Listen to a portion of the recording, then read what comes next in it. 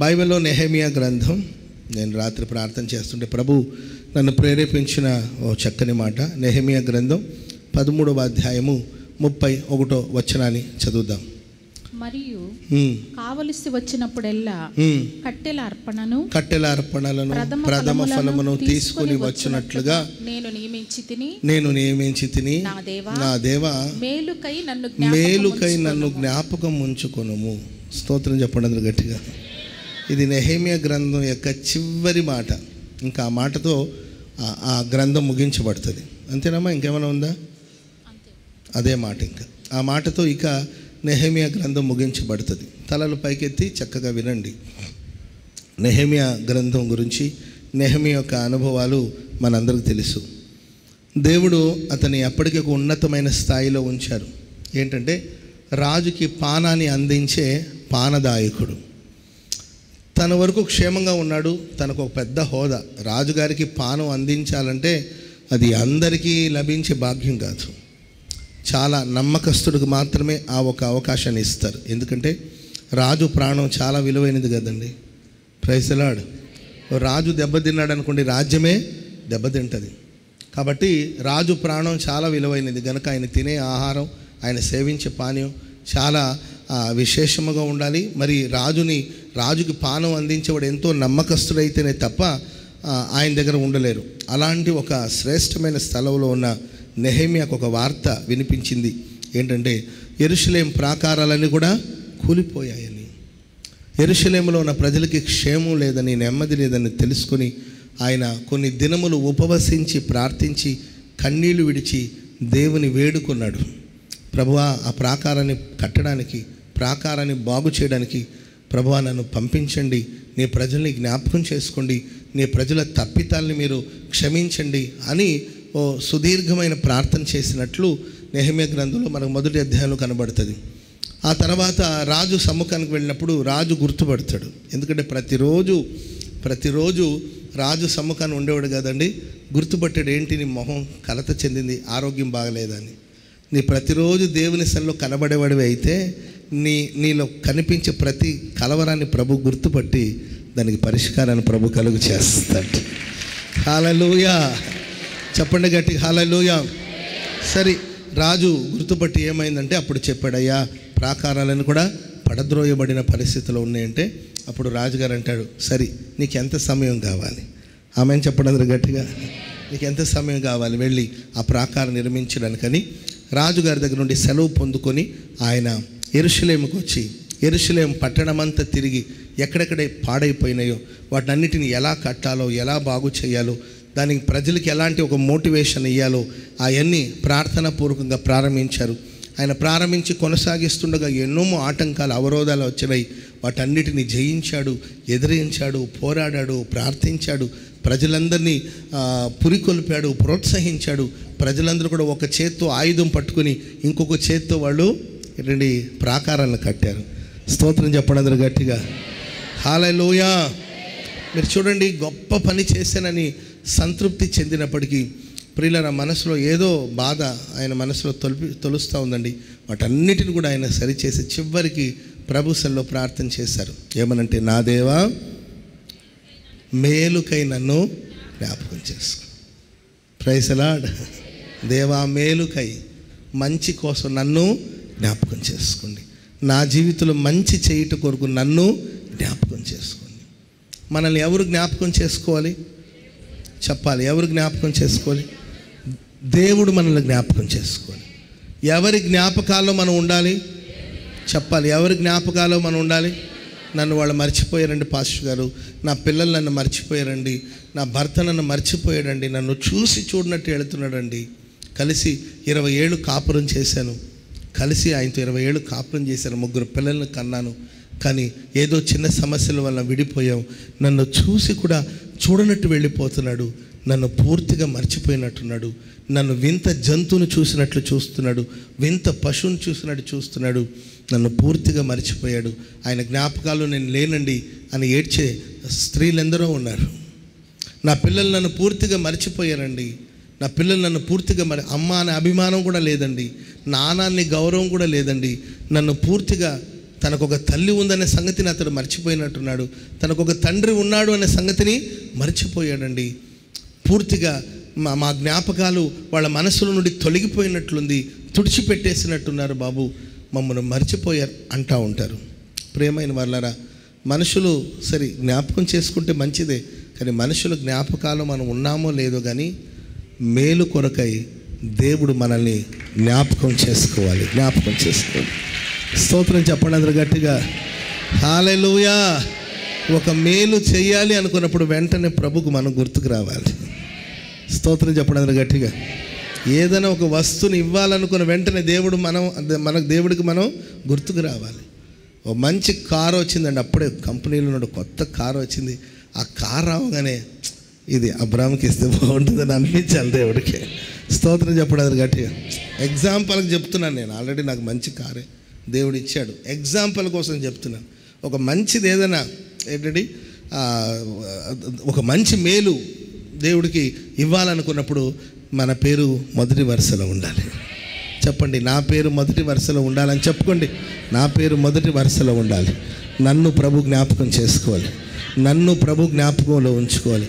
ఆయన జ్ఞాపకాలలో మనం ఎన్నటికీ చెరిగిపోకుండా ఉండాలి. ఆయన అరచేతుల్లో మనల్ని ప్రభు చెక్కి ఉన్నాడు. స్తోత్రం చెప్పండి అందరూ గట్టిగా. ఆయన అరచేతిలో చెక్కి ఉన్నాడు. Praise the lord. హల్లెలూయా. ప్రేమైన వారా, ఆఖరిలో చిన్న ప్రార్థన చేసుకుని ఆ గ్రంథం ముగించడం జరిగింది. దేవుని ప్రియులారా, దేవుడు మేలుకై ఎవరిని జ్ఞాపకం చేసుకుంటాడు అని మనం ఆలోచిస్తే, నెహెమ్యా గురించి మనం చూస్తే ప్రాకారాలు కట్టాడు, ఎన్నో ప్రయాసపడ్డాడు, కానీ ఆఖరిలో ఆయన చేసిన కొన్ని శ్రేష్టమైన పనులు ఉన్నాయి. వాటిలో ఒక 2 ముఖ్యమైన మాటలు మీకు చెప్పాలనుకుంటున్నాను. అది 13వ అధ్యాయం 15వ వచనం. 13వ అధ్యాయము 15వ వచనం. ఆ దినములలో యూదులలో కొందరు విశ్రాంతి దినమున ద్రాక్ష తొట్లను ద్రాక్ష తొట్లను త్రొక్కుటయు గింజలు తొట్లలో పోయుటయు గాడిదల మీద బరువులను మోపుటయు ద్రాక్షారసమును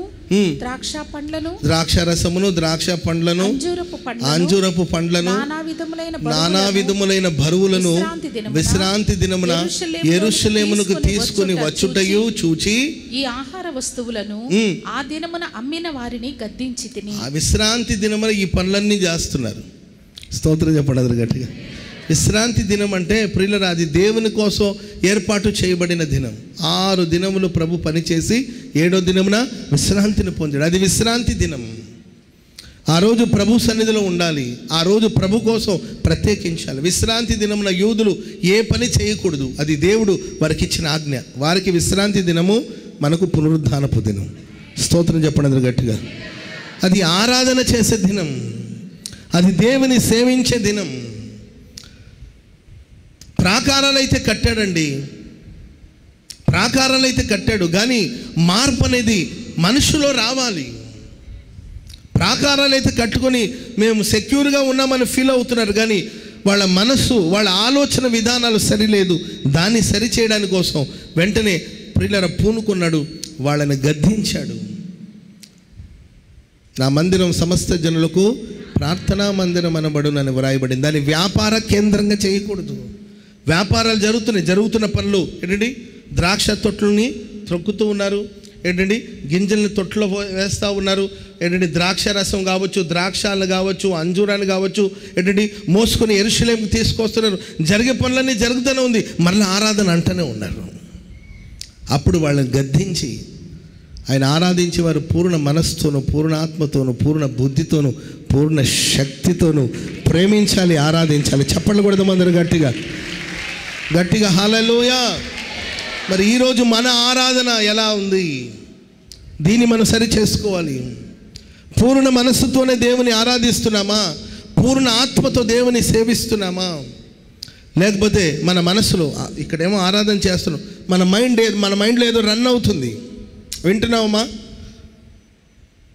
ఆరాధనని మనం కూడి వచ్చాం, మన మైండ్లో ఏం రన్ అవుతుంది, మనం ఎక్కడ కూర్చున్నాం, దేని గురించి ఆలోచిస్తున్నాం, మనసులో వ్యాపారం జరుగుతూ ఉంది.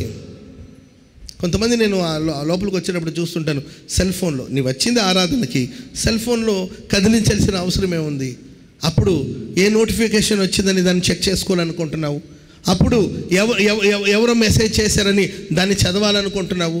అప్పుడు ఎవరికి నీవు మెసేజ్ సెండ్ చేస్తున్నావు. అప్పుడు నీవు ఫోన్లో ఏం చేస్తున్నావు. నీవు వచ్చింది ఆరాధనకు. ఉంటే వెచ్చగానే ఉండండి, లేకపోతే చల్లగానే ఉండండి. నులివెచ్చని జీవితం దేవుడు నోటిల నుండి ఉమ్మి వేస్తాడు అంటే దాని అర్థం ఏంటంటే దేవుడు నిన్ను తనలో నుండి వాంతి చేసి బయటికి తోసివేస్తాడు. ఆయన గుండెలో ఉండవలసిన నీవు, ఆయన మనసులో ఉండవలసిన నీవు, ఆయన జ్ఞాపకాల్లో ఉండవలసిన నిన్ను ఆయన బయటికి త్రోసివేస్తాడు. ఒకడు వాంతి చేసిందని మరలా ఎలా వెనక్కి తీసుకోలేడు. ఆ విధంగా ప్రియమైన వాళ్ళరా, దేవునికి మనం దూరం అయిపోయి దేవుని చేత త్రోసివేయబడే ప్రమాదాలు ఉన్నాయేమో జాగ్రత్త పడాలి. Praise the Lord. చెప్పండి గట్టిగా హల్లెలూయా. కొంతమంది ఏంటంటే ఆదివారం దేవుని కోసం నిర్ణయించండి. ఆ రోజంతా ప్రభుని ఆరాధించండి.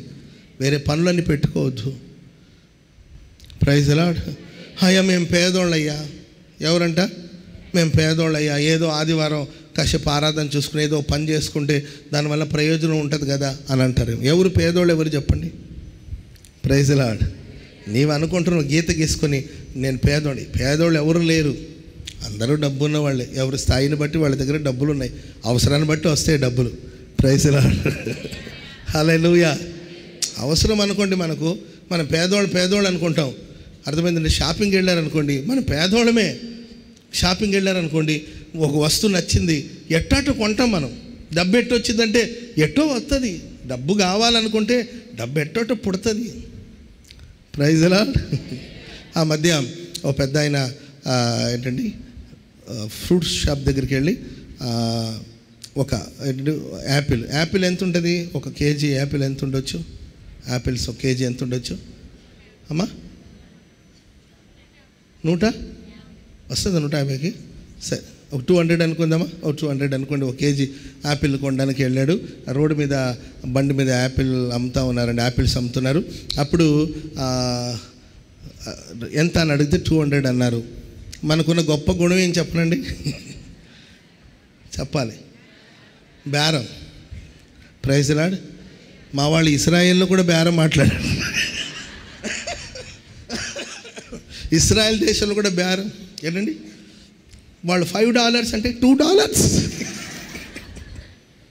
Praise the Lord. వాళ్ళు $5 అన్నారు, డాలర్స్ అన్నారు అనుకోండి, $2. ఏ ఇంగ్లీష్ రాకపోయినా ఇది ఒకటి $2. $1. No yes. Praise the Lord. మంచిది. బేరం మాట్లాడే అలవాటు మనకి ఎక్కడ పోయిన ప్రపంచంలో ఎక్కడికి వెళ్ళినా మనం మాట్లాడతాం. Praise the lord. హల్లెలూయా. ఒక షాపింగ్ వాళ్ళకి వెళ్ళి అక్కడ ఆల్రెడీ ఫిక్స్డ్ రేట్ ప్రైస్ ఉంటుంది అనమాట. ఆల్రెడీ ఫిక్స్ చేసి ఉంటారు రేట్. $700 $800 ఏంటండి? చూసి ఏమంటుంది, 150కి రాదా మేడం? ఇది 700 అంటే వస్తుందిలే 150 అంటారు కదండి. అట్టా $200 యాపిల్ ఏంటంటే యాపిల్ ఒక కేజీ వచ్చేసి $200 అనమాట. అప్పుడు ఈయన బేరం మాట్లాడి, తగ్గించుకోయ్యా, ఎందుకు రాదులే అంటే, రాదంటే ఎందుకు రాదు అని మాట్లాడి ఆ 200లో $20 తగ్గించాడు అనమాట. అప్పుడు ఎంత? $180. ఈయన $200 ఇస్తే వాళ్ళు $20 ఈయనకి ఇచ్చారండి. దాని యాపిల్ తీసుకొని కారులో పెట్టి, సరే ఆ $20 చేంజ్ తీసి పర్సులో పెడుతున్నప్పుడు అప్పుడే ఒకడు వచ్చేసి, అయ్యా ధర్మదొర. ఏ దొర అంటండి? ఏంటండి? ధర్మం చేసే దొర అనేసరికి పాపం జాలేసింది దీనికి. పాస్టర్ గారు అనమాట. పాస్టర్ గారికి మరి ఆ మాత్రం పాస్టర్లు ధర్మదొరలాగే ఉండాలి కదండి. సరే ఏం చేద్దాము, నీ పొరుగు అని ప్రేమించమన్నాడు కదా దేవుడు అని చెప్పి ఆ $20ని పర్సులో పెట్టబోయి ఆయన, అయ్యా ధర్మదొర సహాయం చేయవయ్యా అంటే ఆ $20 తీసి ఆయనకి ఇచ్చాడంట. ఇస్తే ఆ కొట్టోడు నవ్వుతూ ఉన్నాడంట. ఆ కొట్టులో బేరం మాట్లాడు, ఆ కొట్టోడు నవ్వుతూ ఉన్నాడంట. నవ్వుతూ ఉంటే ఈ పాస్టర్ గారు అనుకున్నాడంట, ఎందుకయ్యా నవ్వుతున్నావు అంటే, నీ దగ్గర తీసి ఆయనకి ఇచ్చాను కదా, ఇక్కడ మిగిల్చావు కాబట్టి అక్కడ అంటే రకరకాలమైన మైండ్లో వచ్చి ఎందుకు నవ్వుతున్నావు అన్నాడంట. అప్పుడు ఆయన అన్నాడంట, ఆయనకి ఎందుకు ఇచ్చావు నువ్వు? బేరం మాట్లాడి $20 నా దగ్గర తీసుకుని ఎందుకు ఇచ్చావు అని అడిగాడు. పేదోడు కదరా, ఆడు కూడా బతకాలి కదరా, మనమే యాపిల్స్ తిని బతకడం కాదు, ఆడు కూడా బతకాలి కదా పాపం, తిండికి లేక అల్లాడిపోతున్నంటే ఆయన నవ్వన్నాడంట, ఈ కుట్టు పెట్టడానికి పెట్టుబడి ఎవరు ఇచ్చారు తెలుసా? ఆడిది పెట్టుబడి. Praise Lord. వాడి దగ్గర పెట్టుబడి, వడ్డీకి డబ్బులు తీసుకొని పెట్టుబడి పెట్టుకొని నేను వ్యాపారం చేస్తున్నాను, నీవేమో వాడిని పేదోడు అనుకుంటున్నావు అంటే వాడు చూసి అమాయక, నీదైనా పెట్టుబడి అంటే అవును దొరా. స్తోత్రం చెప్పండి అందరు గట్టి. మనం అనుకుంటాం మన పేదోళ్ళం, మన దగ్గర లేదు అని అనుకుంటాం. ఎవరి స్థాయిలో వాళ్ళు రిచ్చే. స్తోత్రం చెప్పండి అందరు గట్టిగా. ఎవరి స్థాయిలో వాళ్ళు, మనం అనుకోవడమే, మన గీత గీసుకొని నేను పేదోడిని పేద ధనిక అని లేదు కానండి. దేవుడు మనకిచ్చిన ఏంటండి నిర్ణయించిన పునరుద్ధానపు దినం. ఆ రోజు వేరే వ్యాపారం చేయొద్దు, పనులని ఆపేయండి, నష్టమేం లేదు. ఏ పనులను ఆపేయండి. ఆ రోజంతా ఆరాధనకు వచ్చారా, సరే 2 hours 3 hours ఇక్కడ ఆరాధనకు వచ్చారా, ఆ తర్వాత ఇంటికి వెళ్ళి వేరే ఏం ఆలోచించదు. ఆ రోజు బైబిల్ చదువుకో, ప్రార్థన చేసుకో, ప్రభుసల్లో గడుపు, శుభ్రంగా తిను, చక్కగా రెస్ట్ తీసుకో, దేవుని సన్నిధిలో గడుపు, ప్రార్థన చేసుకో, నీ కుటుంబంతో సమయాన్ని స్పెండ్ చేయి. చక్కగా ఆ రోజంతా దేవుని సన్నిధిలో నీవు ఉండగలిగితే నా దేవుడు నీ జీవితంలో ఘనమైన కార్యాలు చేస్తాడు. స్తోత్రం చెప్పండి అందరూ గట్టిగా.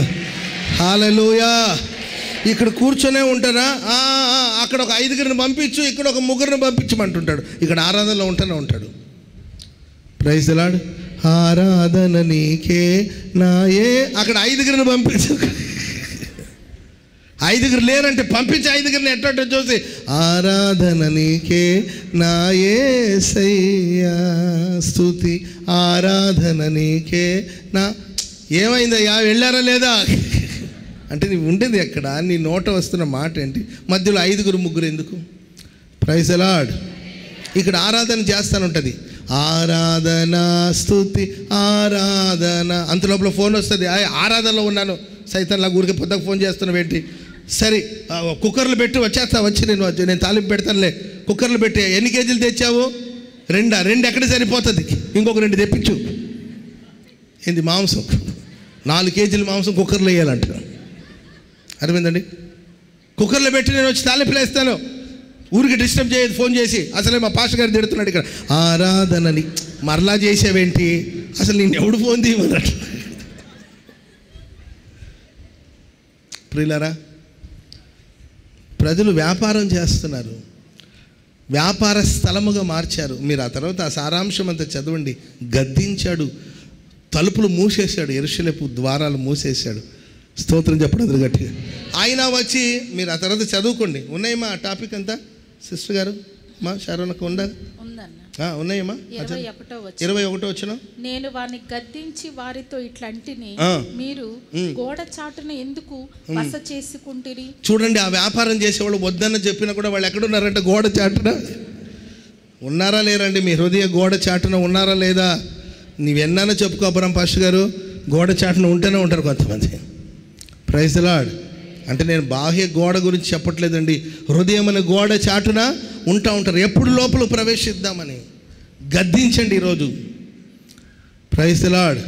పనులను గద్దించండి, మీ ఆరాధన డిస్టర్బ్ చేసే, మీ మనసును పాడు చేసే కార్యాన్ని గద్దించండి. పూర్ణ మనస్సుతో నేను దేవుని సేవించాలి, పూర్ణ మనస్సుతో దేవుని ఆరాధించాలి. చప్పట్లు కొడుతూ ఎస్ హల్లెలూయా. షబారా బాలాకా తురాలా బారాకా తురా రిబాలా బారాకా తురాలా బారాకా తురాలా బారాబా. హల్లెలూయా.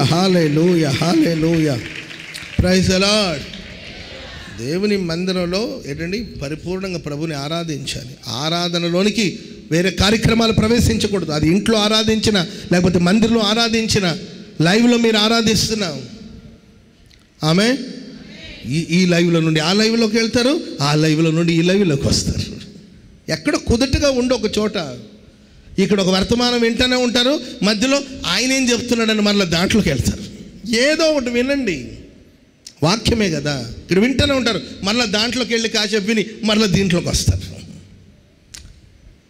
వాక్యమే కదని కదా, ఎక్కడో ఒక చోట కుదుటగా ఉండండి. Praise the Lord. ఇక్కడ కూర్చొని పెళ్లి సంబంధాలు మాట్లాడకూడదు, చాలా జాగ్రత్తగా ఉండాలి. ఆరాధన కోసం వస్తున్నావు, ఆరాధన చెయ్యి. ఇక్కడ కూర్చొని చూస్తూ ఉంటారు, ఈ అమ్మాయి అయితే బాగుంటుంది కదా మా వాడికి, చూడు పెద్ద ముసుగేసింది, పెద్ద ముసుగు, మిగతా వాళ్ళది చిన్న ముసుగేశారు, పెద్ద ముసుగేసింది, ఆత్మలు 3 అడుగులు పైకి ఎగిరెగిరి కింద పడుతుంది, ఈ అమ్మాయి అయితే సరిపోతుంది, ఎందుకంటే మావాడు 3 అడుగులే ఉన్నాడు కనుక. పెళ్లి సంబంధాలు మాట్లాడడానికి కాదు దేవుని సన్నిధికి రావాల్సి, ఆరాధించడానికి వస్తున్నావు నువ్వు. వ్యాపారాలు మాట్లాడడానికి కాదు నీవు దేవుని సన్నిధికి వస్తుండేది. నెహెమియా ప్రియులారా, మేలుకై నన్ను జ్ఞాపకం చేసుకోమని ధైర్యంగా అడుగుతున్నాడంటే సరి చేసుకుంటూ వచ్చాడండి. రెండో విషయం కూడా అక్కడే ఉంటుంది. 23వ వచనం, నెహెమియా 13. ఆ దినములలో అష్టోదు, అమ్మోను, మోయాబు సంబంధులైన స్త్రీలను వివాహం చేసుకొనిన కొందరు యూదులు నాకు కనపడి. చూడండి, అష్టోదు, అమ్మోను, మోయాబు సంబంధులైన స్త్రీలను వివాహం చేసుకున్న కొందరు యూదులు నాకు కనబడ్డారు. వారి కుమారులలో సగం మంది అష్టోదు భాష మాట్లాడువారు. వాళ్ళ కుమారులు యూదుల పిల్లలు ఏ భాష మాట్లాడాలి చెప్పాలి. యూదుల పిల్లలు ఏ భాష మాట్లాడాలి? అష్టోదు మాట్లాడాలా? ఏ భాష మాట్లాడాలి? క్రైస్తవుల పిల్లలు ఏ భాష మాట్లాడాలి? ఏంటండి, క్రైస్తవులకు ఒక భాష ఉంది. Praise the Lord. నేను మిమ్మల్ని కనబడంగా, మీరు నాకు కనబడంగా, అమ్మా ప్రైజ్ ది లార్డ్ అమ్మా, ప్రైజ్ ది లార్డ్ బ్రదర్, వందనాలు బ్రదర్, వందనాలమ్మా. ఈ ఒక భాష ఉంది మనకు. యెహోవా చేత ఆశీర్వదించబడిన వారలారా, ఒక భాష ఉంది మనకు. సిస్టర్, బ్రదర్, ఒక భాష ఉంది మనకు. స్తోత్రం చెప్పండి అందరూ గట్టిగా. హల్లెలూయా. బోయాజు పొలంలోకి వెళ్ళినప్పుడు అక్కడ ఏమంటాడమ్మా జనులను చూసి? చదవండి. బోయాజు బెత్లెహేము నుండి వచ్చి యెహోవా మీకు తోడై ఉండును గాక అని చెప్పారు అని చేను కోయి వారితో యెహోవా మీకు తోడై ఉండును గాక అని చెప్తే వారు యెహోవా నిన్ను ఆశీర్వదించును గాక అని చెప్పారు. చెప్పండి కూడా అందరూ గట్టిగా. ఇది భాష. స్తోత్రం చెప్పండి అందరూ గట్టిగా. నువ్వు తెలుగు మాట్లాడినా, తమిళ్ మాట్లాడినా, ఇంగ్లీష్లో మాట్లాడినా, ప్రియుల ఒక భాష ఉంది మనకు. అది దేవుని బిడ్డల సంభాషణ, దేవుని బిడ్డలు మాట్లాడుకునే ఒక విధానం ఉంది. భాష మరచిపోయారు యూదుల పిల్లలే, కానీ యూదుల భాష మాట్లాడలేదండి. వాళ్ళు అష్టోదు భాషను మాట్లాడుతున్నారు, అమ్మోను భాషలో మాట్లాడుతున్నారు, మోయాబు దేశపు మాటలు మాట్లాడుతున్నారు. అది నెహెమియాకి చాలా బాధను కలిగించింది. వాళ్ళని గద్దించాడు, వాళ్ళని సరిచేశాడు. సొలొమోను అన్య స్త్రీలను వివాహం చేసుకుని అతని మనసు ఏ విధంగా దేవునికి దూరం అయిపోయిందో, ఆయన మనసును వాళ్ళు ఏ విధంగా త్రిప్పారో ఆ విషయాలని వాళ్ళకి చెప్పాడు, నచ్చచెప్పాడు. ఆ తర్వాత వాళ్ళతో ప్రమాణాలు చేయించాడు. ఇక మీరు యూదుల భాష మాట్లాడాలి. స్తోత్రం చెప్పండి అందరూ గట్టిగా హల్లెలూయా. భాషల గురించి బోళ్ళని ఫైటింగ్ జరుగుతుంటుంది. ఏంటంటే తమిళ వాళ్ళు ఉన్నారండి, వాళ్ళు తమిళే మాట్లాడుతుంటారు. ఇది నేను జనరల్గా చెప్తున్నాను. తమిళ వాళ్ళు ఉన్నారండి, వాళ్ళు తమిళ భాషను గురించి ఫైట్ చేస్తూ ఉంటారు. కన్నడ వాళ్ళు ఉన్నారనుకోండి, వాళ్ళు వాళ్ళ భాషను గురించి ఫైట్ చేస్తూ ఉంటారు. అండ్ మన తెలుగు వాళ్ళు దేశ భాషలన్నిటిలో మన భాష మనకు గొప్ప. స్తోత్రం చెప్పడం గట్టిగా. ఎందుకంటే మన భాషని మనం గొప్పగా చెప్పుకోవాలని అనుకుంటున్నాం. ఇది జనరల్గా. ఆత్మీయ ప్రపంచంలో మనకు ఒక భాష ఉందండి.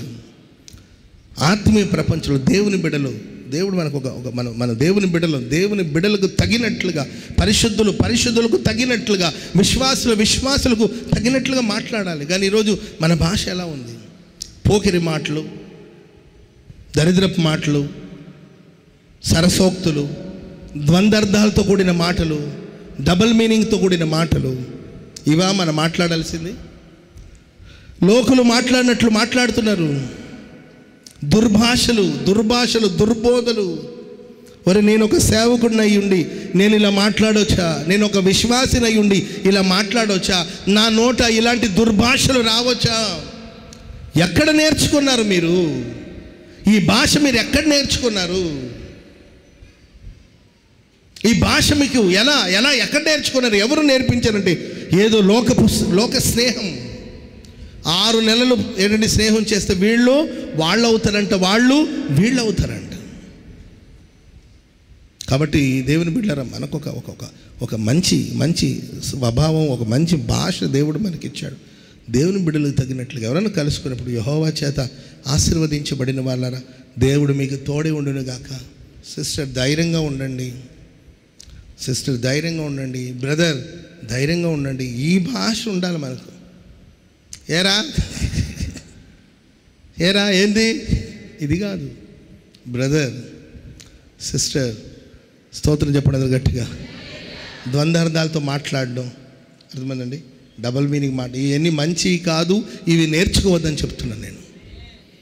గద్దించాడు నెహెమ్యా. ఎవడెట్టిపోతే నాకు ఎందుకు అనుకోలేదండి, గద్దించాడు, సరిచేశాడు, బుద్ధి చెప్పాడు, ప్రమాణాలు చేయించాడు. ఈరోజు మీరు ఎదురు ఒక ప్రమాణం చేయాలి, ప్రభువా కానీ ఆ నోట దుర్భాషలు కానీ ద్వంద్వార్థాలతో కూడిన మాటలు కానీ చెడు మాటలు కానీ నా నోట రాకుండా నన్ను కాపాడండి ప్రభువా అని ప్రభుతో నేను ఇక మీదట యథార్థంగా జీవిస్తాను. నా నోట ప్రభువా శ్రేష్టమైన మాటలే పలకాలి. ఆమెను చెప్పండి అందరూ గట్టిగా. హల్లెలూయా. మా పెదవులను మా నాలుకను నీకు ప్రతిష్ఠిస్తున్నా. నేనంటే మీరు ఆమెను అనడం కాదు, మీరు అనాలి మా పెదవులను మా నాలుకను నీకు ప్రతిష్ఠిస్తున్నా స్వామి, నీకు ప్రతిష్ఠిస్తున్నా. మా నోట నీ మాటలే ఉండాలి. హల్లెలూయా. చెప్పండి గట్టిగా హల్లెలూయా. ఎంత డిప్రెషన్లో ఉన్నా, ఎంత టెన్షన్లో ఉన్నా మాట విషయంలో జాగ్రత్తగా ఉండాలి. ఒక్కసారి మన నోట మాట బయటకు వచ్చిందనుకోండి, దాన్ని మనం వెనక్కి తీసుకోగలుగుతామా? అస్సలు ఎప్పటికీ తీసుకోలేము. ఒక్కసారి మాట నోట బయటకు వచ్చిందనుకోండి, అది ఎంత హానినైనా తలపెట్టవచ్చు. మాటకంత పవర్ ఉంది. ఒక కుమార్తె వాళ్ళ అమ్మని పరిచయం చేసుకోవడానికి ఇబ్బంది పడి అంటే ఆమె పల్లెటూరు ఆమె, ఈమెమో ఆమె కడుపును పుట్టిన ఆమె కదా, ఆమె రక్తాన్ని ఆమె మాంసాన్ని పొందుకునే కదా నీవు లోకానికి వచ్చావు. ఆమెను అమ్మ అని చెప్పడానికి అవమానం ఏముందండి? అమ్మ అని చెప్పుకుంటే ఎక్కడ ఏంటంటే ఈమె స్టేటస్కి ఎక్కడ ఏ దెబ్బ తగులుతుందని అమ్మని పని మనిషి అని పరిచయం చేసిందంట. వాళ్ళ అమ్మని ఫ్రెండ్స్కి పని మనిషి అని పరిచయం చేసింది. అంతేనండి, వాళ్ళమ్మ సైలెంట్గా వెళ్ళిపోయి ఉరి వేసుకొని చచ్చిపోయింది. అంతే. నా కూతురు నన్ను అమ్మ అని చెప్పుకోవడానికి ఇబ్బంది పడుతుందంటే ఇంక ఈ జీవితం ఎందుకని వెళ్ళి ప్రాణాన్ని తీసేసుకుని. కత్తితో పొడిచిందా ఏమే? గన్ను పెట్టి కాల్చిందా? విషం పెట్టి చంపిందా? ఒక్క మాట. కాబట్టి సేవకులైనా కావచ్చు, విశ్వాసులే కావచ్చు, నోట మాట రాకమనుపు చాలా జాగ్రత్తగా ఉండాలండి. భాష స్తోత్రం చెప్పండి అందరూ గట్టిగా. దేవుని బిడ్డలకు ఒక భాష ఉంటుందండి. దేవుని బిడ్డల మధ్యలో ఒక సంభాషణ ఉంటుంది. మనం ఏం మాట్లాడినా దేవుని చిత్తం అయితే. స్తోత్రం చెప్పండి అందరూ గట్టిగా. వతాన్లే కాదు, దేవుని చిత్తం అయితే వస్తాను బ్రదర్. Praise lord.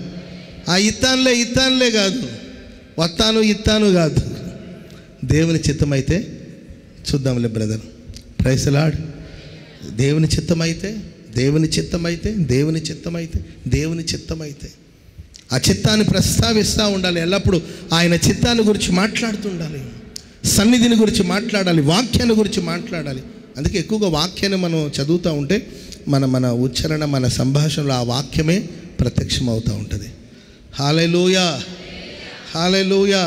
చావాలనుకున్నప్పుడు వెంటనే వాక్యం వస్తుంది, నేను చావను, నేను సజీవుడై ఉండి దేవుని నామాన్ని మహిమపరుస్తాను, కీర్తిస్తాను. స్తోత్రం చెప్పండి అందరూ గట్టిగా. హల్లెలూయా. నీకు భయం ఏర్పడినప్పుడు వెంటనే ఏంటంటే యెహోవాయే నాకు వెలుగును రక్షణ అయి ఉన్నాడు, నరులు నన్ను ఏమి చేస్తారు, నేను ఎవరికి భయపడదు. ఆమేన్. ఎప్పుడైనా సమస్యలు శ్రమలో ఉన్నప్పుడు యెహోవా నా కాపరి, నాకు లేమి కలగదు, పచ్చిక గల చోట్ల ఆయన నన్ను పరుండ చేస్తాడు, శాంతికరమైన జలముల యొద్ద ఆయన నన్ను నడిపేస్తాడు. స్తోత్రం చెప్పండి అందరూ గట్టిగా. హల్లెలూయా. గాఢాంధకారపు లోయలో సంచరించవలసిన సందర్భం వచ్చినప్పుడు గాఢాంధకారపు లోయలో సంచరించిన ఏ అపాయాన్ని నేను భయపడను. Praise the Lord. ఒక దైవజనుడు ఒకరోజు ఒక మీటింగ్కి వెళ్ళాడండి. చివరి బస్సు మిస్ అయిపోయింది.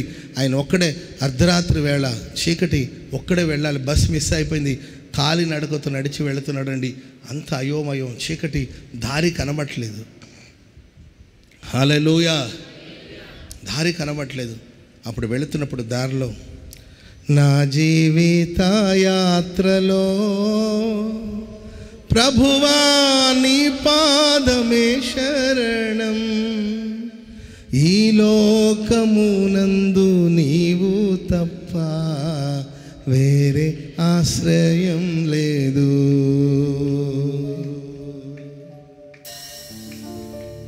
నా జీవిత యాత్రలో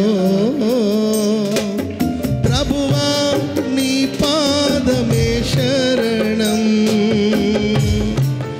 ఈ లోకమునందు నీవు తప్ప వేరే ఆశ్రయం లేదు.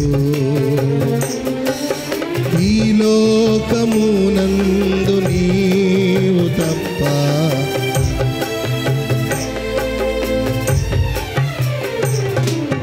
నా జీవిత యాత్రలో ప్రభువా నీ పాదమే శరణం. ఈ లోకమునందు నీవు తప్ప వేరే ఆశ్రయం లేదు. ఈ లోకమునందు నీవు తప్ప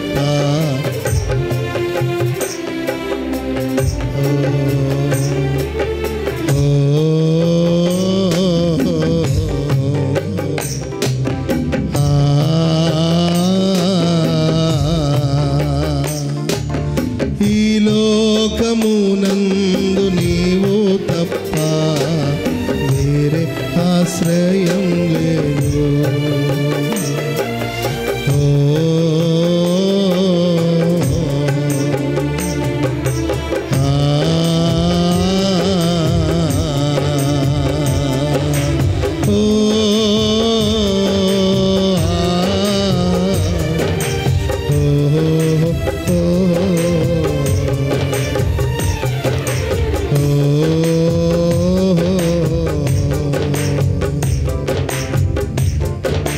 పలువిధ శోధన కష్టములు ఆవరించి ఉండగా, పలువిధ శోధన కష్టములు ఆవరించి ఉండగా, కలత చెందుచున్న హృదయమును కదలక కాపాడుము. కలత చెందుచున్న హృదయమును కదలక కాపాడుము. నా జీవిత యాత్రలో ప్రభువా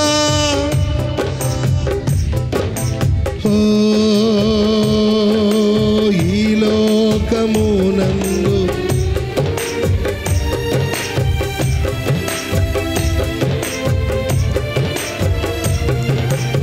ఈ లోకమునందు నీవు తప్ప వేరే ఆశ్రయం లేదు.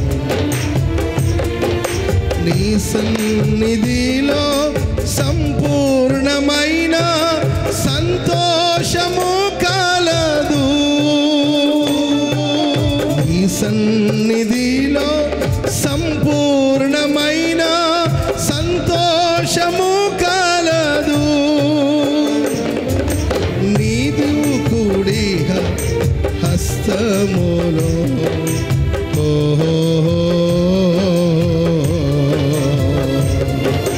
నీదు కుడి హస్తము నిత్యమునా నాకు. నా జీవిత యాత్రలో ప్రభువా ఈ లోకమునందు నీవు తప్ప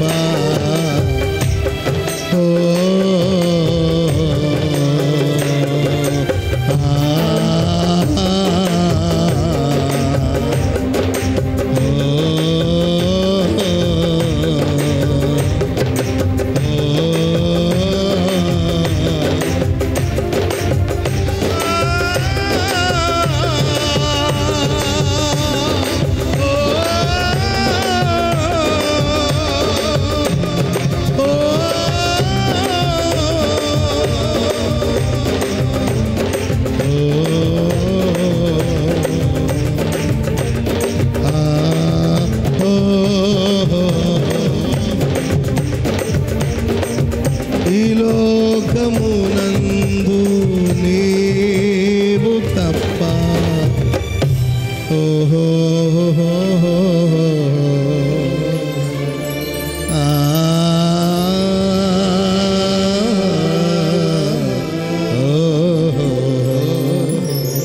అందరూ చప్పట్లు కూడా దేవునికి స్తోత్రం.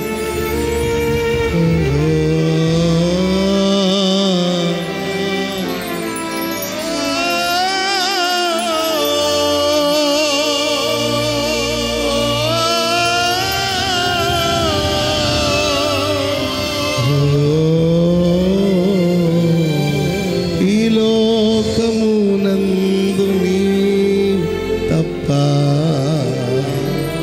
హల్లెలూయా. ఒక శ్రమలో, ఒక ఒంటరితనములో, ఒక గాఢాంధకారములో, దారి తెలియని పరిస్థితులు, దిక్కు తోచని పరిస్థితులు, ఒంటరిలో, భయాలో, కలవరంలో ఆ సేవకుని గుండెల నుండి పుట్టుకొని వచ్చిన అద్భుతమైన కీర్తనే ఈ కీర్తన. స్తోత్రం చెప్పండి అందరూ గట్టిగా. హల్లెలూయా. బస్సు వెళ్ళిపోయిందే అనో, లేకపోతే వాడు ఆపకుండా పోయాడనో వాడిని తిట్టొచ్చు, శాపనార్థాలు పెట్టొచ్చు.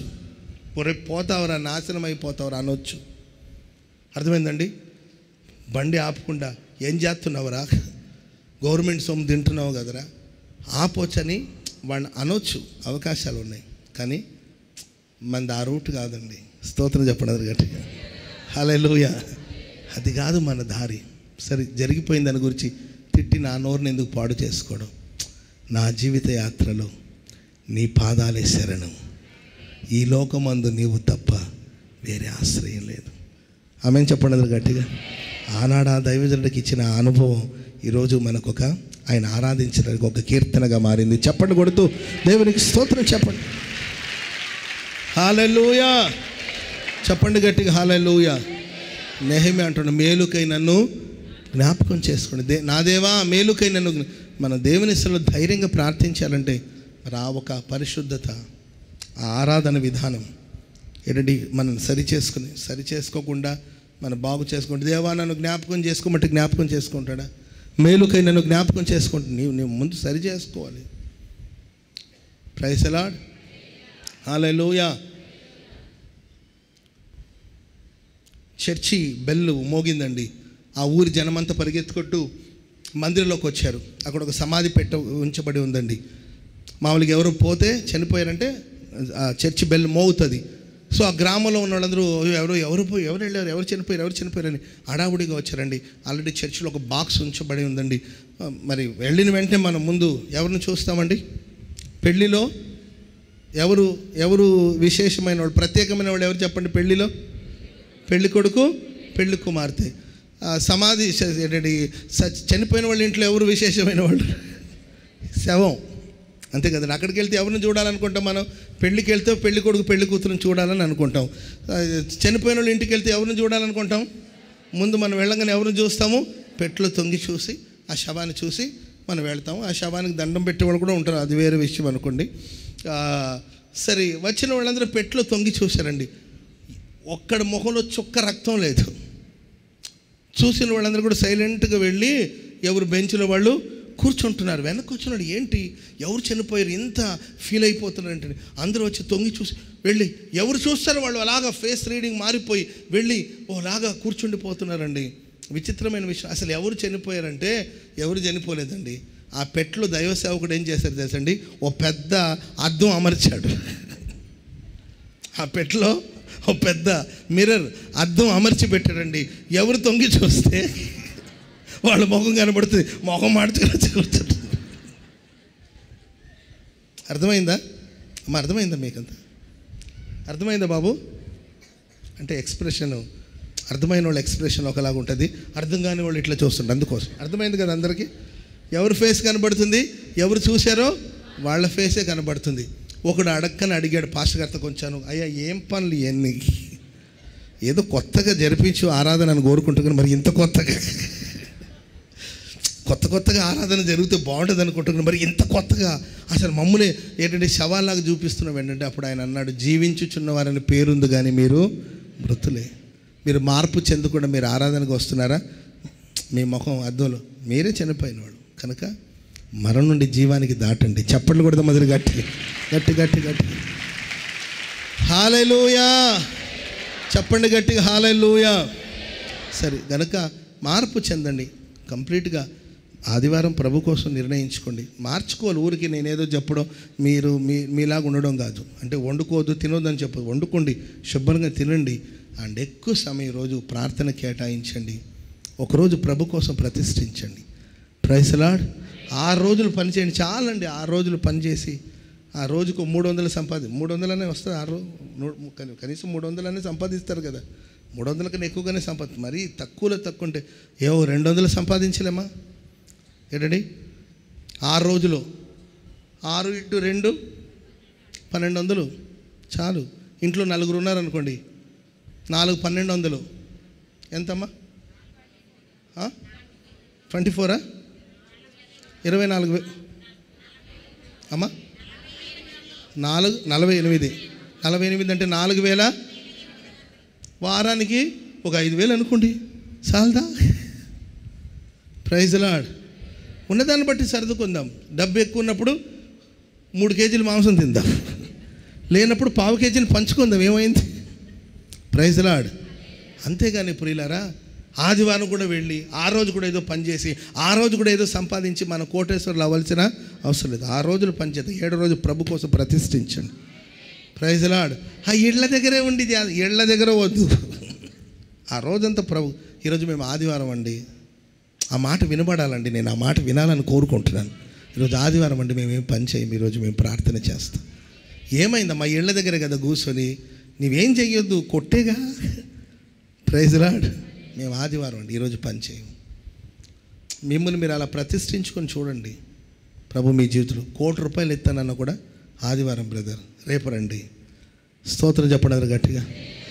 రేపు రండి అని అంటే 1 కోటి రూపాయలు బిజినెస్ అండి అంటే చిన్న సంతకమే కదా. ఏం 1/2 గంట మన ఆదివారం మేము ఈరోజు ఏ ప్రాజెక్ట్ తీసుకో, ఏ బిజినెస్ చేయం, రేపు రండి అంటే ఆ 1 కోటి రూపాయల బిజినెస్ వాడు కూడా అనుకుంటాడు, అమ్మ వీళ్ళు ఆదివారం గురించి ఇంత నిక్కచ్చిగా ఇంత పద్ధతిగా ఉండాలంటే ఖచ్చితంగా వీళ్ళు పద్ధతి గలవాళ్ళే. స్తోత్రం చెప్పడం గట్టి. ఆదివారమే సెలవు ఉంది మాకు, ఈరోజే పెళ్లి చూపులకు వస్తాము అన్నారనుకోండి. ఆదివారం పెళ్లి చూపులు, ఆ చూపులు ఈ చూపులు ఉండవండి, దొంగ చూపులు ఈ చూపులు ఏమి ఉండవండి, మాకు వస్తే సోమవారం రండి అన్నారనుకోండి. అప్పుడు వాళ్ళు అనుకుంటారు ఆదివారానికి వీళ్ళు ఇంత ప్రాధాన్యతనిస్తే వివాహానికి ఇంకెంత ప్రాధాన్యతని వీళ్ళు ఇస్తారని వాళ్ళు ఆలోచిస్తారు. మేము చర్చికి పోతాం కానండి, మీరు వస్తారంటే ఏముందండి, చర్చితో ఏముందండి అని అన్నారనుకోండి. అప్పుడే అర్థమవుతుంది దొంగ మొహాలు ఇవ్వండి. కాబట్టి క్రమంగా నడుచుకుందాం. అప్పుడు దేవుడు ఒక మేలు చేయాలనుకున్నప్పుడు వెంటనే మనం దేవుని గుర్తుకొస్తాం. ఆయన జ్ఞాపకాల్లో మనం ఉంటాం. మేలు చేయాలనుకున్నప్పుడు మన పేరు ప్రస్తావించబడాలి పరలోకంలో. ఆమెను చెప్పడం గట్టిగా. సాతాను గడి దేవుడి సన్నిధికి వెళ్ళేసరికి దేవుడికి యోబు ప్రస్తావన వచ్చినట్లు ప్రతి సందర్భాల్లో నీ ప్రస్తావన రావాలి. నీ పేరు యొక్క ప్రస్తావన రావాలి. ఏంటంటే నువ్వు ప్రభు జ్ఞాపకం చేసుకోవాలి మేలు కొరకు. ఆ విధమైన ఘనమైన కార్యాలు మీ జీవితంలో జరిగించునుగాక. చాలా చెప్పాలనుకుని వస్తాను, కానీ ఏమో టైం వేగంగా పరిగెత్తుతూ ఉంటుంది. ఆమె టైంది ప్రాబ్లమో తెలియట్లేదు, నా ప్రాబ్లమో తెలియట్లేదు, కానీ టైం వేగంగా పరిగెత్తుతుంటుంది. సరే, ఒక 2-3 విషయాలు నేను కనీసం రెఫరెన్స్ అని చెప్పి వర్తమానాన్ని ముగిస్తాను. బైబిల్లో భక్తుల్ని దేవుడు జ్ఞాపకం చేసుకున్న సందర్భాలు ఉన్నాయి. సమూయేలు మొదటి గ్రంథం 1వ అధ్యాయము 19వ వచనం. సమూయేలు మొదటి గ్రంథం ఆ చివరి మాట చదవండి. చివరి దాంట్లో యెహోవా ఆమెను జ్ఞాపకం చేసుకొనెను కనుక హన్నా గర్భము ధరించి ఆమె గర్భమును ధరించి దినములు నిండినప్పుడు ఒక కుమారుని కని నేను యెహోవాకు మొక్కుకొని వీనిని అడిగి తిని అనుకొని వానికి సమూయేలు అని పేరు పెట్టెను. దేవుడు ఆమెను జ్ఞాపకం చేసుకున్నారు గనుక ఆమె గర్భవతి అయి ఒక కుమారుని కని యెహోవాకు మొక్కుకొని వీనిని అడిగి తిని అని అనుకొని వానికి సమూయేలు అని పేరు పెట్టెను. స్తోత్రం చెప్పండి గట్టిగా. బైబిల్లో హన్నా అనే ఒక స్త్రీ ఉంది, ఆమెను ప్రభు జ్ఞాపకం చేసుకున్నాడు. ప్రైజ్ ది లార్డ్ చెప్పండి గట్టిగా హల్లెలూయా. హన్నా, పెనిన్నా, ఎల్కానా అని ఒక వ్యక్తి ఉన్నాడు. ఏ కానా అండి? ఎల్కానా. ఎల్కానా అని ఒక వ్యక్తి ఉన్నాడు, ఆయనకి 2 భార్యలు. ఫస్ట్ ఎవరి పేరు ఉందండి? ఎవరి పేరమ్మా ఫస్ట్ పేరు? అంతేనా? ఎవరి పేరు ఉంది? ఒకదాని పేరు హన్నా, రెండవ దాని పేరు పెనిన్నా. ఒకదాని పేరు హన్నా, రెండో దాని పేరు పెనిన్నా. వీళ్ళిద్దరు ఎవరంటే హన్నా పెనిన్నా ఇద్దరు అక్క చెల్లెలు. Praise Lord. శత్రువులు ఎక్కడో ఉండరు.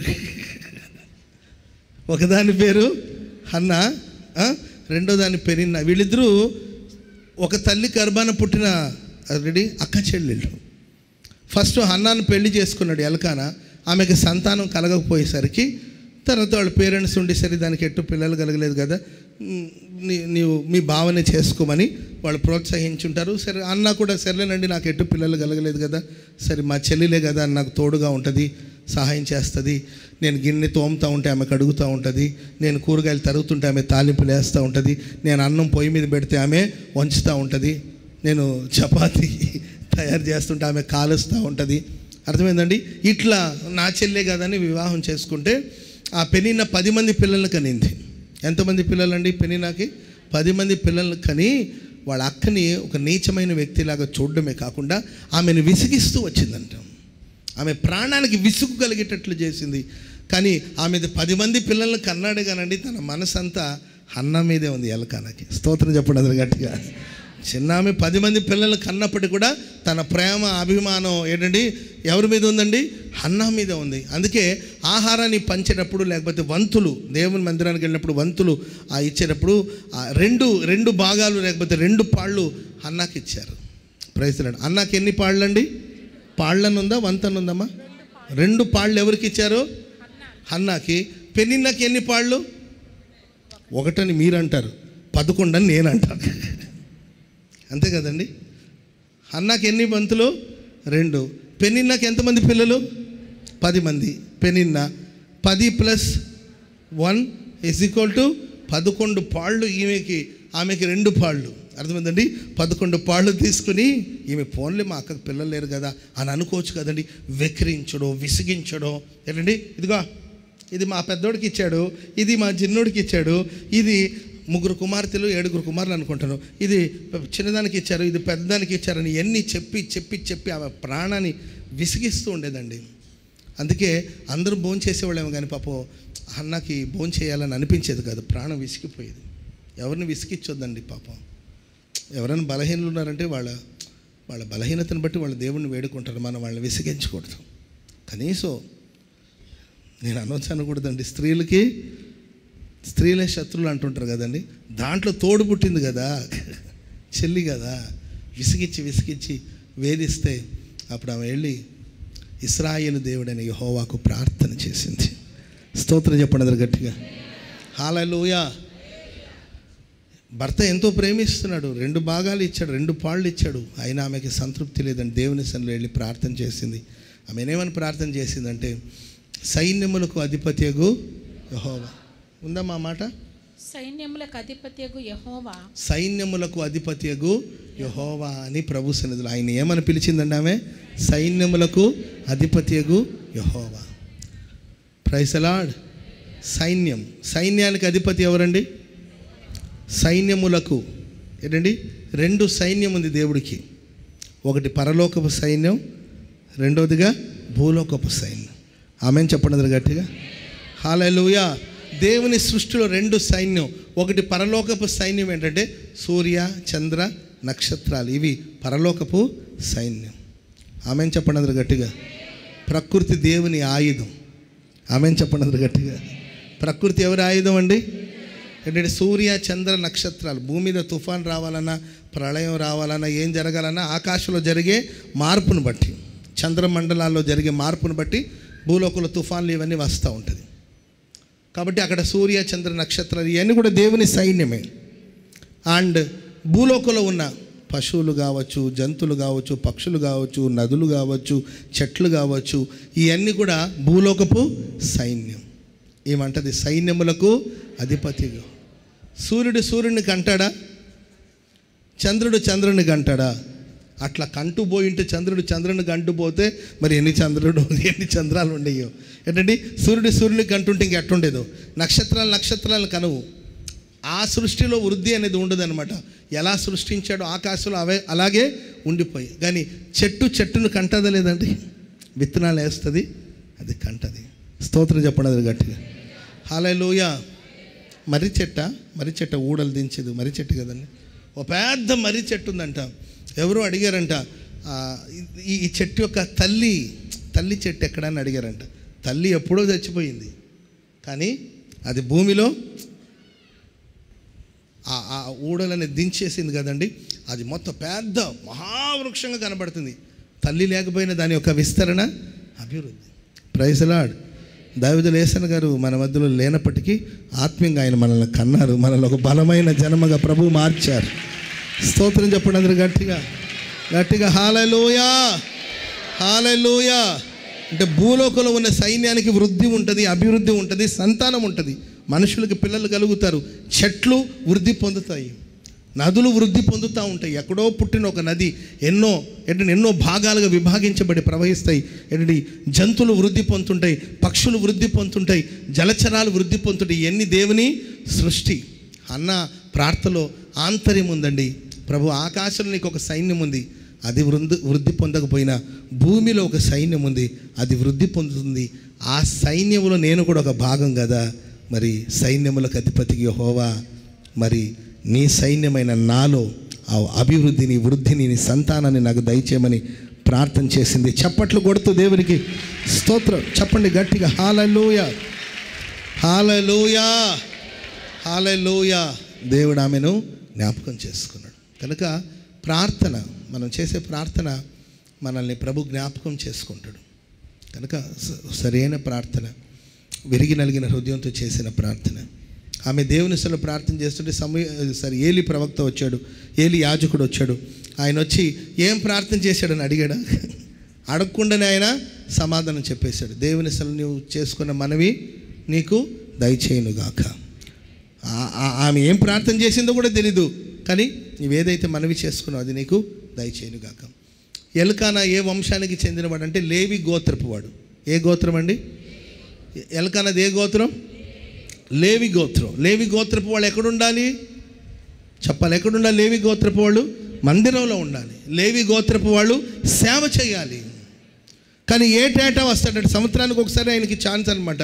సంవత్సరానికి వచ్చి జనరల్గా జనాలందరూ ఎలా వచ్చి ప్రార్థన చేసుకుంటారో అలా ప్రార్థన చేసుకుని వెళ్ళాలి ఎల్కానా. ఎందుకంటే వాళ్ళ పూర్వీకులు చేసిన పాపం, మీరు చరిత్రలోకి వెళ్ళి చూస్తే వాళ్ళ పూర్వీకులు, వాళ్ళ పెద్దలు చేసిన పాపం, వాళ్ళ పూర్వీకులు, వాళ్ళ పెద్దలు లేవి గోత్రానికి చెందిన కోరాహు ఒక నలుగురిని వెంట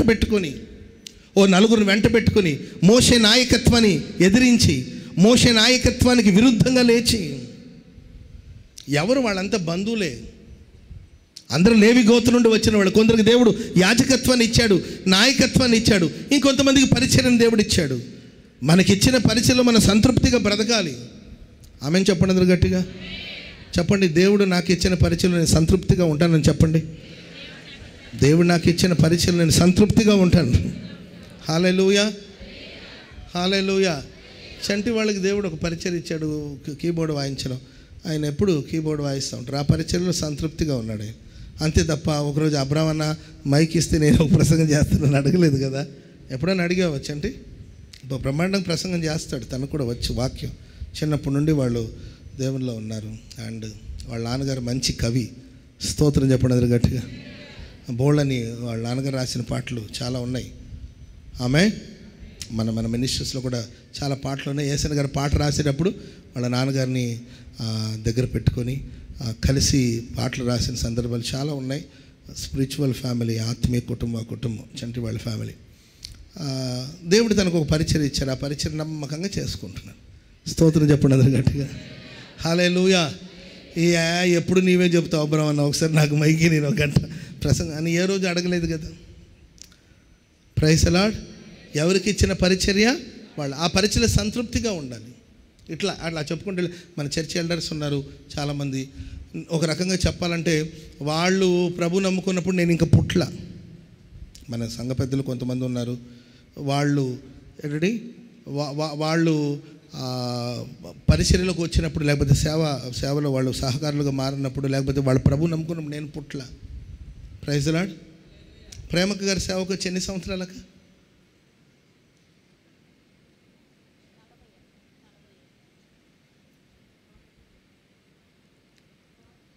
45 అంటే మేబీ నా దగ్గర ఏంటంటే ప్రేమక సేవకు వచ్చిన తర్వాత నేను పుట్టా. స్తోత్రం చెప్పండి గట్టిగా. ప్రేమక గారి సేవకు వచ్చిన తర్వాత నేను పుట్టా. Praise the lord.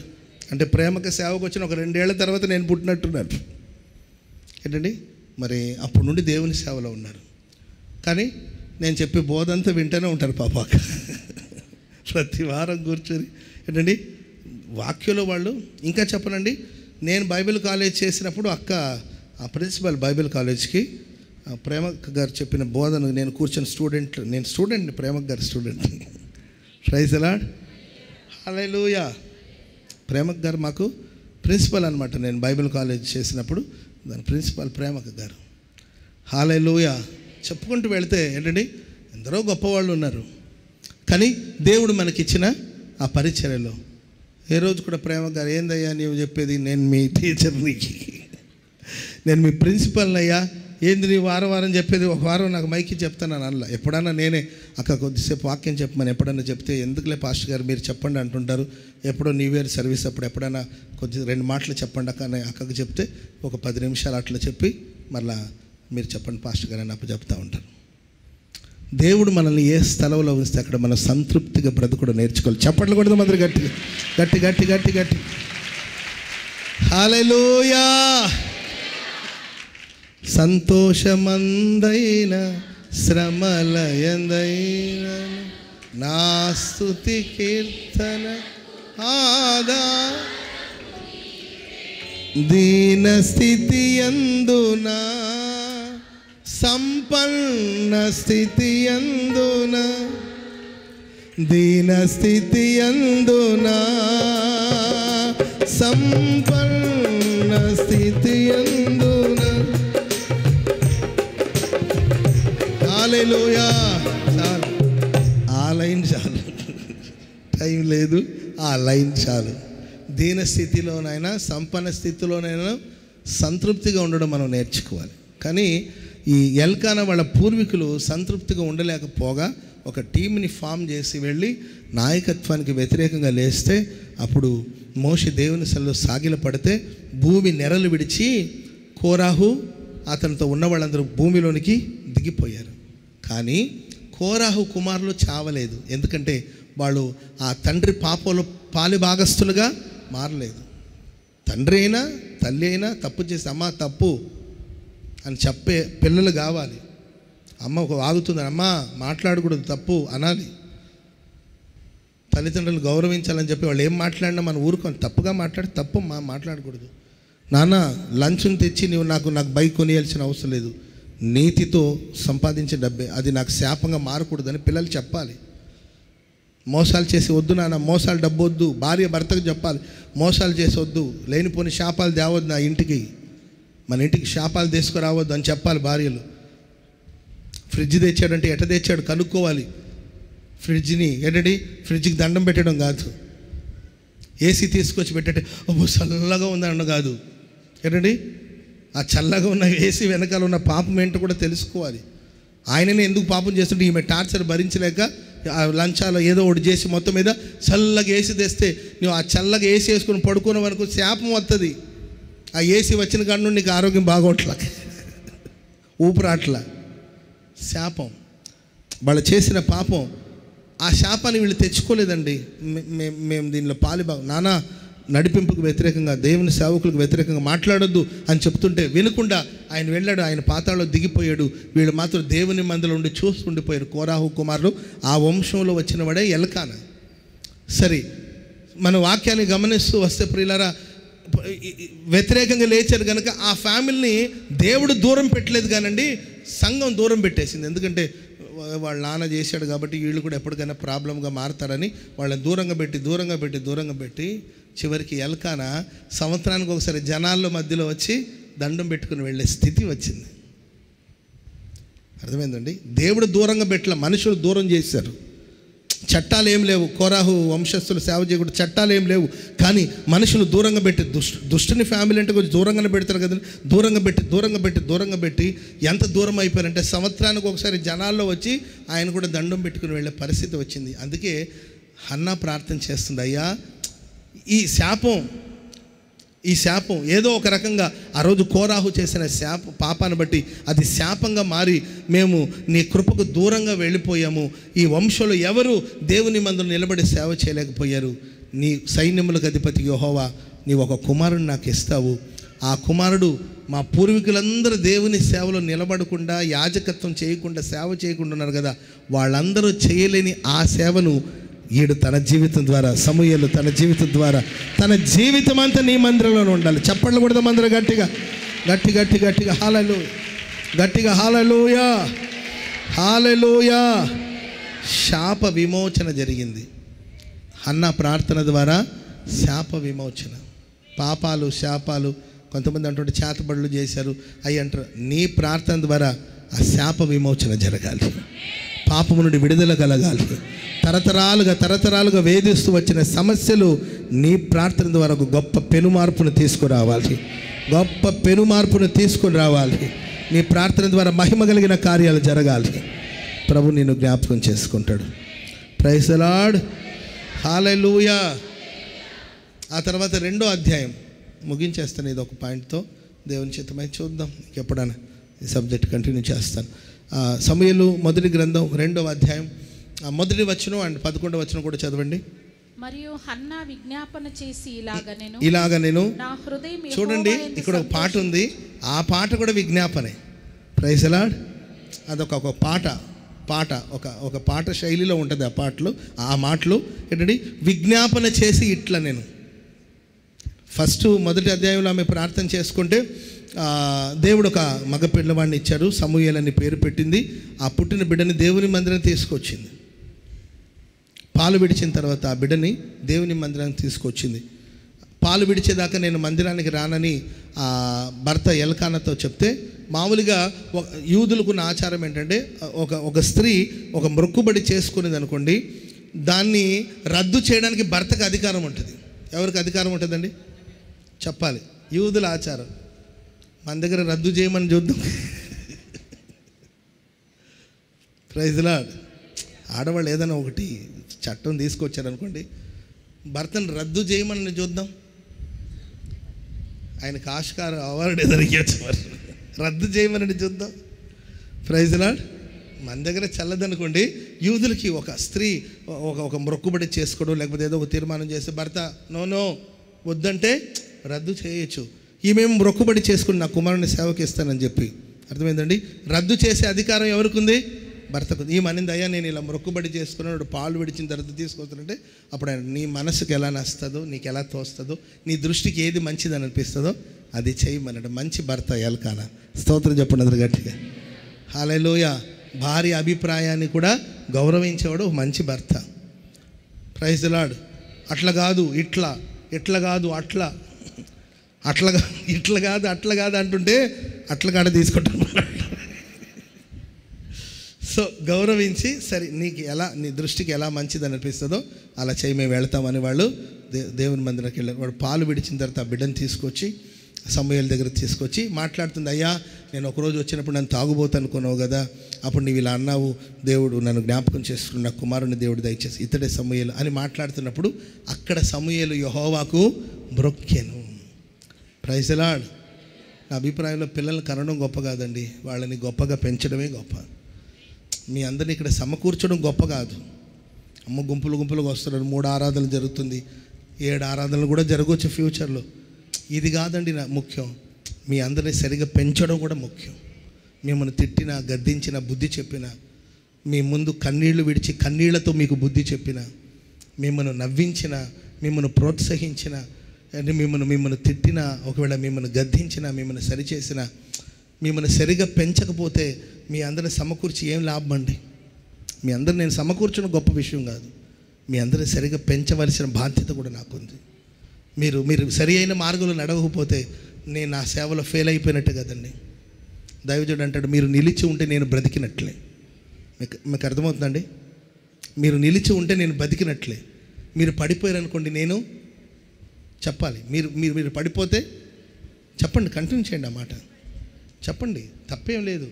మీరు నిలబడి ఉంటే, మీరు సరిగ్గా ఉంటే, మీరు బాగా బ్రతికితే నేను నేను నేను బ్రతికినట్టే. ఒకవేళ మీరు పడిపోయారనుకోండి, నేను మృతి పొందినట్లే. కాబట్టి పిల్లల్ని పెంచాలి. తల్లిదండ్రులైనా పిల్లల్ని సరిగ్గా పెంచాలి. ఆ తల్లి పెంపకం ఎంత అద్భుతంగా ఉందో మీరు చూడండి. సమూయేలు ప్రవక్తతో మాట్లాడుతూ ఉంటే, ఏలి యాజకుడితో మాట్లాడుతుంటే సమూయేలు అక్కడ దేవునికి మొక్కాడు, ఆరాధన చేశాడు, వర్షిప్ చేశాడు, సాగిలపడాడండి. హల్లెలూయా. అప్పుడు ఆమె మరలా విజ్ఞాపన చేసి ఆమె ఈ మాటలను చెప్పుకుంటూ వస్తుంది. ఆ మాటలో ఒక ప్రవచనం ఉందండి. అది 11వ వచనం చదవండి అమ్మా. 11 చదవండి.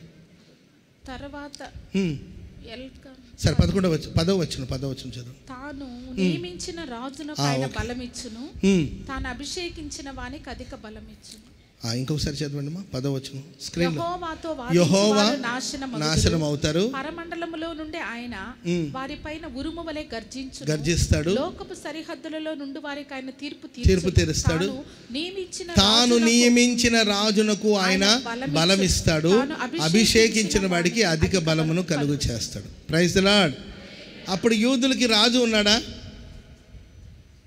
అప్పటికి యూదులకు రాజు ఉన్నాడండి. యూదులకు మొట్టమొదటి రాజు ఎవరండి? ఇశ్రాయేల్ ప్రజలకు మొట్టమొదటి రాజు ఎవరండి? సౌలు. అప్పటికి సౌలు ఉన్నాడా? ఏంటండి చూడండి, ఆమె ప్రార్థనలో ఒక ప్రవచనం. స్తోత్రం చెప్పండి అందరు గట్టిగా. అంటే ఫ్యూచర్లో దేవుడు రాజుని, సౌలు కానీ దావీదు కానీ వీళ్ళందరూ ఆ తర్వాత కాలంలో పుట్టబోయే రాజులు ఏంటండి, మేబీ వాళ్ళు ఉండొచ్చు, కానీ ఇంకా రాజు లేడు. వాక్యం సెలవిస్తుంది ఏంటండి, ఆమె ప్రార్థనలో ఒక ప్రవచనాత్మకంగా మాట్లాడుతుంది. రాజుకు బలమిచ్చువాడు ఆయనే, తను అభిషేకించిన వారికి అధిక బలం ఇస్తాడు. చెప్పట్లు కూడా మందిని గట్టి. హల్లెలూయా.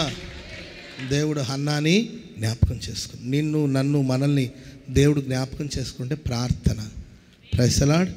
ఒకటి నెహెమ్యా ఏంటంటే పరిశుద్ధపరిచాడు, ప్రజల్ని పరిశుద్ధపరిచాడు, ఆరాధన క్రమం నియమించాడు, ఆ తర్వాత వాళ్ళ భాషను సరిచేశాడు, ఏంటంటే సంఘాన్ని సరిచేశాడు. దేవుడు మేలుకై ఆయన జ్ఞాపకం చేసుకున్నారు. రెండవదిగా హన్నాని దేవుడు జ్ఞాపకం చేసుకున్నారు. కారణం ఏంటంటే ఆమె ప్రార్థన. సైన్యములకు అధిపతిగు యెహోవా అని, ఆయన సైన్యములకు అధిపతిగా యెహోవాగా ఆమె చూసింది, ప్రార్థన చేసింది. ఆమె విన్నపాలు ప్రభు ఆలకించాడు. ఆమె ప్రార్థన ద్వారా శాపం తొలగించబడింది. ఆమె ప్రార్థన ఏంటి సమూయేలుని గొప్ప నాయకుడిగా మార్చింది. స్తోత్రం చెప్పండి గట్టిగా. అంటే ఫ్యూచర్లో నా కుమారుడు రాజులను అభిషేకిస్తాడు, నా కుమారుని ఆధ్వర్యంలో అనేకులు రాజులు వస్తారు, వారిని అభిషేకించే స్థాయికి దేవుడు తీసుకెళ్తాడని ప్రవచనాత్మకంగా ఆమె మాట్లాడింది. కాబట్టి మనం కూడా నాయకుల్ని సిద్ధపరిచేవారుగా మారాలి. మీ పిల్లల్ని గొప్ప లీడర్లుగా మీరు తయారు చేయాలి. స్తోత్రం చెప్పడం గట్టిగా. హల్లెలూయా. గొప్ప నాయకులుగా, దేశాన్ని పాలించేవాళ్ళుగా, ప్రపంచాన్ని పాలించేవాళ్ళుగా, రాష్ట్రాన్ని పాలించేవాళ్ళుగా ఏంటంటే గొప్ప స్థాయికి మీ పిల్లల్ని పెంచే బాధ్యతను తల్లులారా దేవుడు మీకు దయచేశాడు, తండ్రులారా దేవుడు మీకు దయచేశాడు. పిల్లల్ని శాపనార్థాలు పెట్టడం, పిల్లల్ని తిట్టడం, పిల్లల్ని కొట్టడం, అర్థమైందండి? మూతి మీద కొట్టొద్దని నేను అన్ను. కొట్టాల్సిన పరిస్థితి వస్తే 2 దెబ్బలు వేయడం తప్పని కాదు. మూతి మీద కొట్టడం, దుర్భాషలు మాట్లాడడం, చెడబుట్టేవరా నా కడుపున, ఎక్కడో పోయి చావచ్చు కదరా, నా ఎద మీద పడి నన్ను వేధిస్తావేంట్రా, నా గుండెలో వేదనగా మారిపోయావంటే శాపనార్థాలు పెట్టడం కాదు. దేవునికి ఇచ్చిన పిల్లల్ని గొప్ప నాయకుడిగా తీర్చిదిద్దే బాధ్యత నీది. స్తోత్రం చెప్పండి అందరూ గట్టిగా. సాతాను కబంధ హస్తు నుండి బిడ్డల్ని విడిపించాలి, వాళ్ళని గొప్ప నాయకులుగా మార్చాలి. అది నీ ప్రార్థన ద్వారా మాత్రమే జరుగుతుంది. హల్లెలూయా. రేయి మొదటి జామాన నీ బిడ్డల కోసం నువ్వు చేతులెత్తి ప్రార్థన చేయాలి. ఆమేన్. కొన్నిసార్లు మనం చెప్తే వింటలేదు వాళ్ళు. ప్రార్థన చేయి, దెబ్బకి దారిలోకి వస్తారు. ప్రార్థన చేస్తుడు దెబ్బకి దారిలోకి వస్తారు. ఇక ప్రార్థన చేయకుండా మారట్లేదు. నేను అదే చేస్తానండి. కొందరికి మార్పు లేదు. చెప్పి చూశాను, మార్పు లేదు. సో వాళ్ళ కోసం ప్రార్థన చేయడం ప్రారంభించాను. దెబ్బలేసి దేవుడు దారిలోకి తీసుకొస్తాడు. ఏదో ఒక దెబ్బ తగులుతుంది వాళ్ళకి, దెబ్బకి దారిలోకి వస్తారు. ఆమె ప్రార్థించాలి. మారలేదు అని కంప్లైంట్ ఇచ్చుకుని కూర్చోవడం కాదు. కంప్లైంట్ చేయమంటే కంప్లైంట్ చేసే తల్లులు చాలామంది ఉన్నారు. వాళ్ళు నా దగ్గరికి వచ్చినప్పుడు నన్ను పోలీస్ స్టేషన్ అనుకుంటారేమో మందిరం అని, నన్ను కొంతమంది పోలీస్ స్టేషన్గా చూస్తారు మందిరం, నన్నేమో ఏంటంటే పోలీస్ ఆఫీసర్గా చూస్తూ ఉంటారు. అర్థమైందండి? ఒకటే రాసుకో కొంచెం ప్రార్థన చేస్తారు, రాసుకో అంటుంటే రాసుకునేది ఎందుకు లేము, నీకు మర్చిపోతావు కానీ రాసుకో. పెద్దోడు ఇలా చేస్తున్నాడు, చిన్నది ఇలా చేస్తుంది, ఆ మధ్యపోడు ఉన్నాడు కదా వాడు ముచ్చోడు, వాడి గురించి రాసుకో. ఇది పోలీస్ స్టేషన్ కాదు, నేనేం పోలీస్ అధికారి కాదు. ఇంకొంతమంది ఏమో నన్ను డాక్టర్గా చూస్తుంటారు, మందిరాన్ని హాస్పిటల్గా చూస్తుంటారు. హాస్పిటల్కి వచ్చినట్లు వచ్చి పాపం, అర్థమైందండి, రాసుకో అని వాళ్ళు రాసుకోవడం. ఎందుకంటే రాసుకుంటారు కదా, ఏమో ఆ వ్యాధులని నీకు ఎలా తెలుసని రాసుకోవడం అనమాట. Praise the Lord. నేనేమో డాక్టర్ లాగా, నాతో ఉన్న సహోదరులేమో కాంపౌండర్ లాగా, మా అక్క వాళ్ళంతా నర్సులాగా అట్లా ఫీల్ అవుతూ ఉంటారు కొంచెం. నీవే నీ బిడ్డల్ని గొప్ప నాయకులుగా తీర్చిదిద్దాలండి, ఆ బాధ్యత నీది. హల్లెలూయా. కొన్నిసార్లు నేను మన పిల్లల్ని చూస్తానండి, ఆరాధన చేస్తున్నప్పుడు వాళ్ళు ముసుకేసుకోమని వాళ్ళకి ఎవరు చెప్పినట్టు, అర్థమైందండి? ముసుకేసుకోమని వాళ్ళకి ఎవరు చెప్పినట్టు, ముసుకేసుకొని వాళ్ళు పాటుకోళ్ళు అంటుంటారు. అసలు మీ దగ్గర కూడా నేను అట్లాంటి ఎక్స్ప్రెషన్ చూడలేనేమో. మరి వీళ్ళు ఎక్కడ నేర్చుకున్నారంటే ఇక్కడ నేర్చుకుని ఉంటారు అంతే. Praise the Lord. వాళ్ళ అమ్మేమో ఇట్లా తిరుగుతూ ఉంటుందండి, కానీ ఆ పిల్ల మాత్రం ఆత్మ మరి ఎవరినో చూసుంటుంది, మందులో ఏ ఆంటీని చూసిందో తెలియదు. దేవుని దేవుల వాళ్ళ అమ్మ స్పిరిట్ రాలి, ఆ పిల్లకి సంతోషంగా ఉంది, ఎవరు ఆంటీ స్పిరిట్ వచ్చిందండి. Praise the Lord. ఇళ్ళ దగ్గర చాలా చాలా విన్యాసాలు, వింత వింత పనులు జరుగుతుంటారు. అర్థమైందండి? ఒక కర్ర పుల్ల ఒకటి పెట్టుకుని, నేను అబ్రాం పాస్టర్ని. Praise the lord. అవన్నీ విన్నప్పుడు నాకు సంతోషంగా ఉంటుంది. హల్లెలూయా. నేను అబ్రాం పాస్టర్ని. అందరూ కూర్చోండి, కూర్చో. నానమ్మ నువ్వు కూర్చో నానమ్మ, ముసుకేసుకో. నేను అబ్రాం పాస్టర్ని ఇప్పుడు. Praise the Lord. చిన్న చిన్న పిల్లలు వాళ్ళు అలా తయారు చేయండి. ఆమేన్. మీరందరూ కలిసి ప్రార్థన చేస్తూ ఉంటే ఆటోమేటిక్గా వాళ్ళకి వస్తుంది ఆ స్పిరిట్ అనేది, ఆ అనుభవాలు. నీవు అలా కాకుండా ఎప్పుడు నీవు, అర్థమైందండి, డైలీ సీరియల్ చూస్తూ, సీరియల్ ఒక క్యారెక్టర్ ఏడుస్తూ ఉంటుంది, బయట నీవు ఏడుస్తూ ఉంటావు. అర్థమైందండి? పిల్లలు చూస్తే మమ్మీకి ఏమైందో ఇటు ఏడుస్తుంది. సీరియల్ ఒక క్యారెక్టర్ ఏడుస్తూ ఉంటుంది, ఆ క్యారెక్టర్ ఈమె కనెక్ట్ అయి ఉంటుంది పాపం. ఊరికి ఏమి ఏడుపు రాదనుకోండి, ఆ క్యారెక్టర్కి ఈ క్యారెక్టర్కి ఏదో కనెక్షన్ ఉంటుంది అనమాట. అక్కడ ఆమె ఏడుస్తుంటుంది, ఈమె ఏడుస్తూ ఉంటుంది. Praise the lord. హల్లెలూయా. ఏం నేర్చుకుంటారు పిల్లలు? కాబట్టి దేవుడు ఒకటి నెహెమ్యాని జ్ఞాపకం చేసుకున్నారు. రెండవదిగా అన్నారు. ఇంకా చాలామంది పరిశుద్ధుల గురించి నేను రాసుకొని వచ్చాను, సమయం లేదు. అందరూ లేచి నిలబడి ఒక చిన్న ప్రార్థన చేసుకుందాం. పరిశుద్ధుడ, ప్రేమస్వరూపి దేవా, మీ స్తోత్రం నాయన. తండ్రి ప్రభా, ఈ ఉదయకాలం తండ్రి మీరు మా మధ్యలోనికి దిగి వచ్చి తండ్రి పాస్టర్ గారిని బలపరిచి వాడుకున్నందుగా స్తోత్రం తండ్రి. సహాయం చేయండి దేవా. అయ్యా, మీరు మమ్మల్ని మేలుగా జ్ఞాపకం చేసుకునే దేవుడు తండ్రి నాయన. తండ్రి స్తోత్రం మరొక మర్చిపోయిన దేవుడుగా ఉన్నందుగా స్తోత్రం తండ్రి. సహాయం చేయండి యేసయ్యా. స్తోత్రం. వాక్యంలో నెహెమ్యాని జ్ఞాపకం చేసుకున్న దేవుడు, హన్నాని జ్ఞాపకం చేసుకునే తండ్రి సమయాన్ని అనుగ్రహించారు దేవా. స్తోత్రం తండ్రి. అలాగే మమ్మల్ని కూడా, నన్ను కూడా, మమ్మల్ని ఒక్కొక్కరిని తండ్రి జ్ఞాపకం చేసుకోండి దేవా. తండ్రి స్తోత్రం తండ్రి. కృప చూపండి తండ్రి.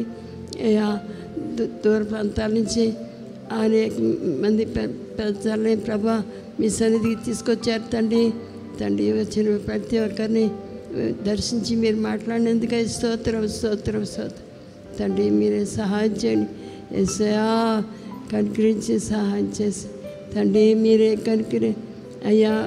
మీరు తండ్రి మా ప్రాంతాల నుంచి వచ్చిన బిడ్డలందరినీ కృపతో జ్ఞాపకం చేసుకున్నందుకే స్తోత్రం తండ్రి. కనికరించి సుఖ ఆయా ప్రతి బిడ్డకు తండ్రి మీరే వారి అవసరాలన్నీ తీర్చి తండ్రి అయ్యా స్తోత్రం స్తోత్రం స్తోత్రం మహిమ పొందండి. స్తోత్రం స్తోత్రం స్తోత్రం. యేసయ్యా కనికరించు నాయన.